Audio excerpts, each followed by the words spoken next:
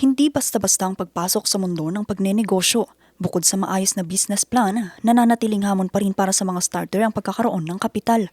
Kaya naman para masimulan na ang business in mind, naglaan na ng programa ang pamahalang panlalawigan para sa mga MSMEs at mga magsasaka. Tinatawag itong Barangay Microfinancing Program. Isa sa agad na pumila rito si Ate Mercedes. Malaki po naitulong sa amin ng microfinance dahil po nakatulong po ito sa aming bukid. Gaya po ng pambili namin ng abono or pang-spray po. Bali 3 buwan po namin siyang nagagamit dahil po pinapaikot po namin yung nahiram po namin. Nagagamit pa po namin dahil tuloy-tuloy naman po yung pagpapahiram po ng microfinance po. Sa ilalim ng programa, direktang napupunta ang microcapital sa mga barangay at benepisyaryo. Kagandahan nito, bukod sa mga MSME, nabibigyang oportunidad din ng mga magsasaka. May advice ko lang po dun sa gusto ring manghiram na katulad namin.